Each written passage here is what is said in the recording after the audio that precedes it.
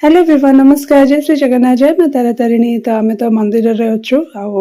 Wait करछु मांकर पहड़ केतले खोलिबो आ मां तारा तारिणी का दर्शन हबो आ बे सब लाइट्स गुडा अने गलानी बहुत सुंदर लागुची तो ये आम तीन जन जय मां तारा तारिणी तो मां का पीठ रे आम एबे बसिचु आ अपेक्षा करछु मांकर दर्शन केतबेले हबो एठी गोटे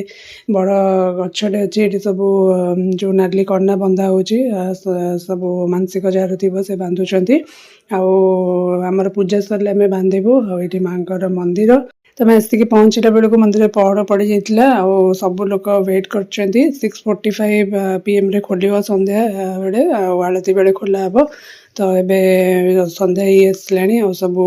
गछ गुड़ा जो लगी बहुत बढ़िया लगुच मो पछपटे गोटे फुल गछ अच्छी पिंक कलर फ्लावर्स होती बहुत सुंदर देखा सहित लाइट्स गुड़ा सब अने गलानी संध्या बेले तो ये जगह को आहरी बहुत सुंदर देखा बहुत सुंदर सजाई मंदिर टाक विराट बड़ यार मंदिर बेड़ाटा बहुत बड़ जगार अच्छी तो माने बहुत बड़ स्पेस तो एपटे चलिकी जावाई भी रास्ता अच्छी रोपवे भी रास्ता अच्छी प्लस आम बस जो आसलु से रास्ता भी ये पड़ुची तो तीन टाक वे यपटे अच्छी आम सीए मु माँ मंदिर सामने ठियाईचु जेहेतु मंदिर खोलनी तो आम एमती एपटे सब मंदिर जगह बुलूलु एंड वीडियो भी करूँ वेट करूँ मोर नेक्स्ट पार्ट को नमस्कार बाय बाय।